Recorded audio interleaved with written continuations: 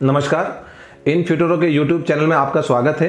आज की हमारी चर्चा का विषय है ऋणम कृत्वा घृतं पिबेत।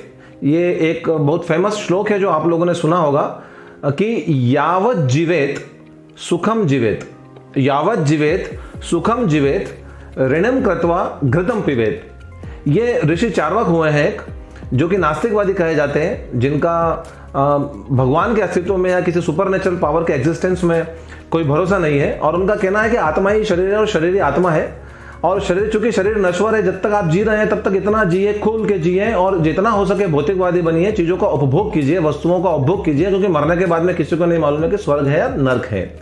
ये उनका विचार था। ये नास्तिकवादी विचारधारा कही जाती है, जिसे चार्वाक ऋषि का भौतिकवादी दर्शन कहा जाता है।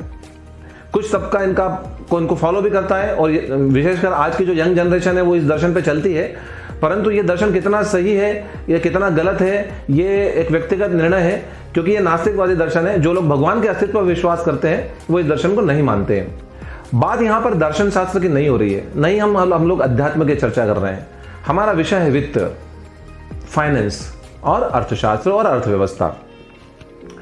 ये भौतिकवादी दर्शन चाहे हमें स्वीकार्य हो या ना हो, हम इसकी कमियां निकालें या इसकी अच्छाइयां निकालें, उससे पहले हमें इस श्लोक के निहितार्थ पर, इसमें गर्भित अर्थ पर ध्यान देना बहुत जरूरी है, जो कि आज की अर्थव्यवस्था में, न केवल भारत की बल्कि वैश्विक अर्थव्यवस्था में एक महत्वपूर्ण योगदान देता है और एक राह दिखाता है कि अगर उस रास्ते पर चले तो मंदी आना तय है, अर्थव्यवस्था में तंगी आना तय है, और न केवल माइक्रो बल्कि मैक्रो लेवल पर भी इसके काफी गंभीर परिणाम पड़ते हैं।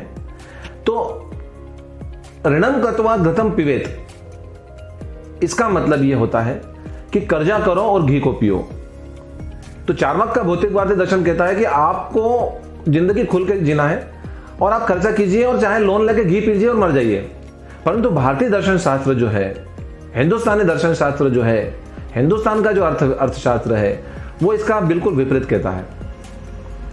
हमारे भारतीय परंपराओं और अर्थव्यवस्था के अनुसार, अर्थशास्त्र के अनुसार, ये फार्मूला जो है हिंदुस्तान की समाज पे फिट नहीं बैठता है कि आप ऋण लो और घी पी लो, कर्जा करो और उड़ा दो।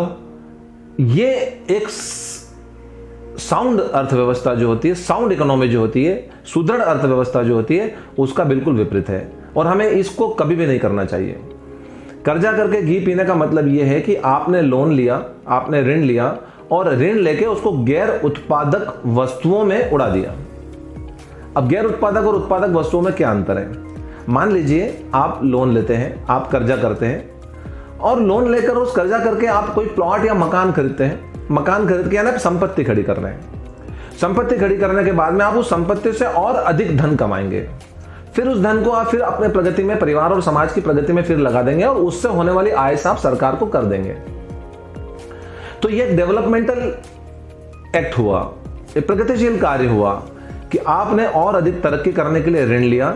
लोन लेना कोई बुरी बात नहीं, लोन लेना पड़ता है। छोटा व्यक्ति हो, छोटा व्यापारी हो, बड़ा व्यापारी हो, कॉर्पोरेट्स हो, सरकारें, सबको लोन लेना पड़ता है, ऋण लेना पड़ता है। परंतु यहां पर चर्चा का उद्देश्य यह है कि हमें यह देखना है कि हमने लोन क्यों लिया, हमने ऋण क्यों लिया, और उस ऋण को लेने का उद्देश्य क्या है।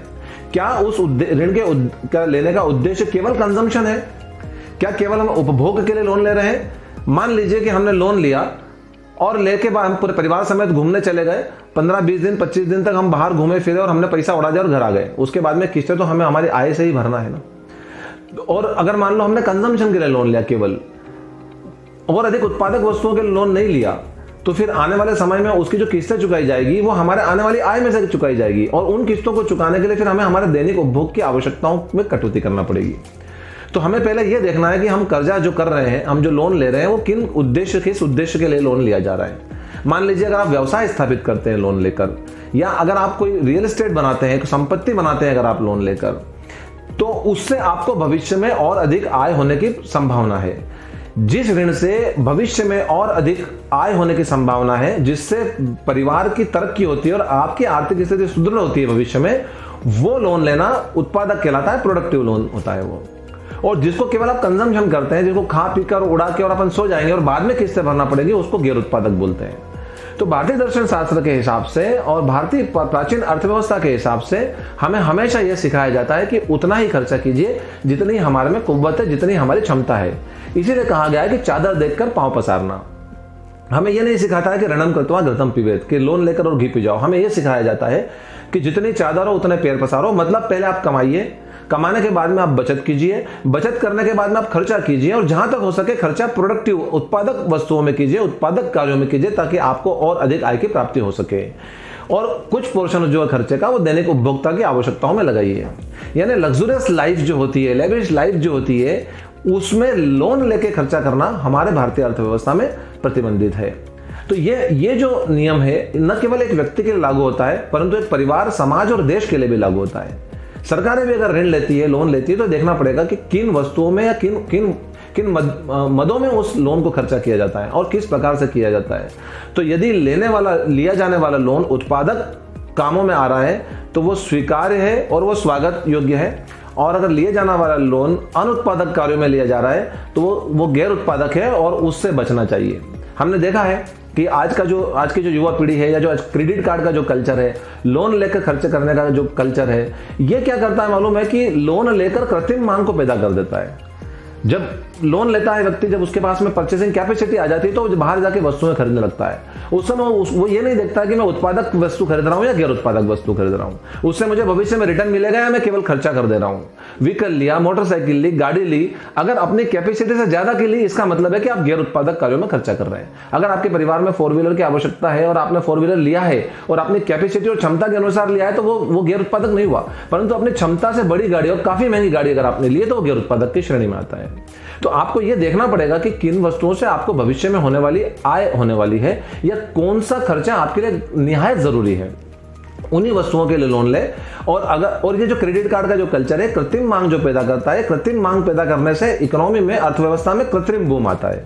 और कृत्रिम बूम आने के बाद में एक समय ऐसा होता है जब वो ओवरबर्डन हो जाती है इकोनॉमी, उसकी देश की जनता ऋण से ओवरबर्डन हो जाती है, और फिर धीरे धीरे जो स्लैग आता है, फिर हमने देखा है कि 2008 जैसा सबप्राइम क्राइसिस आता है और पूरा विश्व जो है मंदी के अंधकार में डूब जाता है। तो साउंड इकोनॉमी और साउंड अर्थव्यवस्था के लिए, न केवल परिवार की, न केवल समाज की, परंतु देश की अर्थव्यवस्था के लिए हमें इस बात का ध्यान रखना चाहिए कि पहले हम कमाएं, बहुत ज्यादा कमाएं, बचत करें, बचत करने के बाद में उसका एक भाग जो है हम हमारे दैनिक आवश्यकताओं की पूर्ति के लिए, हमारे सामाजिक आवश्यकताओं की पूर्ति के लिए, हमारे आत्मिक आवश्यकताओं की पूर्ति के लिए हम खर्च करें, और उसका एक बड़ा भाग जो हम बचाएं और उसे उस जगह पे निवेश करें जहां से हमें और अधिक आय होने की प्राप्ति है। साथ ही साथ जब कभी भी हम ऋण लें, लोन लेवें, तो उसके पहले 10 बार सोचें कि जो मैं लोन ले रहा हूं, जो ऋण में ले रहा हूं, क्या वो उत्पादक वस्तुओं के लिए है या गैर उत्पादक वस्तुओं के लिए है। हमारे पास में कई फोन आते हैं, हमारे पास कई ऑफर्स आते हैं प्राइवेट कंपनीज के, एनबीएफसीज के, बैंक्स के, कि आप ऋण उपलब्ध है, आप ले लीजिए, क्रेडिट कार्ड हम फ्री में दे रहे हैं आपको। ये उनकी व्यवसायिक मजबूरी है, उन्हें अपने व्यवसाय को आगे बढ़ाने के लिए डिपॉजिट्स भी बढ़ाना है और लोन भी बढ़ाना है। तो उनकी व्यवसायिक मजबूरियों के चलते उन्हें इस प्रकार के कस्टमर्स चाहिए जो हर प्रकार के ऋण को ले, ताकि उनका साइकिल चलता रहे, ऋण का साइकिल चलता रहे और वो और अधिक आय कमाए। हमें यह सोचना है कि हमारे पास में अगर ये ऑफर आया है तो उस ऑफर को केवल हम इसलिए एक्सेप्ट ना करें कि हमें लोन मिल रहा है। क्या हमें उस लोन की वास्तव में आवश्यकता है? हमें यह प्रश्न हमेशा स्वयं से पूछना है। क्या मेरे परिवार को आज उसकी आवश्यकता है? क्या ये लग्जरी आइटम तो नहीं है जिसमें मैं खर्च कर रहा हूं, जिसकी मुझे कोई आवश्यकता नहीं है? क्या मैं इससे आने वाली किस्तों को भविष्य में मेरे होने वाली आय में से वापस दे पाऊंगा? हमें यह भी देखना है कि क्या उस किस्तों को चुकाने के लिए मुझे मेरे परिवार के किसी आवश्यक खर्चों में कटौती करके समझौता तो नहीं करना पड़ेगा। इन सब बातों का विचार करके फिर जब हम लोन लेंगे और उसको उत्पादक कामों में लगाएंगे तो वो लोन प्रगतिशील होगा और आपकी तरक्की में सहायक होगा, न कि इस विचार पर चलना कि ऋणम कृत्वा घृतम पिबेत। उम्मीद करता हूं कि आपको ये एक महत्वपूर्ण मुद्दा आप लोगों ने समझा होगा और अपने जीवन में इसको आत्मसात भी करेंगे। वित्तीय और आर्थिक क्षेत्र में, आर्थिक, वित्तीय और व्यावसायिक क्षेत्र के इसी प्रकार के नए नए अपडेट्स और रोचक जानकारियों के लिए आप हमारे YouTube चैनल से जुड़े रहिए। हमारे YouTube चैनल को लाइक भी कीजिए, सब्सक्राइब भी कीजिए और शेयर भी कीजिए। और अधिक जानकारियों के लिए आप हमारी वेबसाइट को भी विजिट कीजिए www.infuturo.in। Thank you.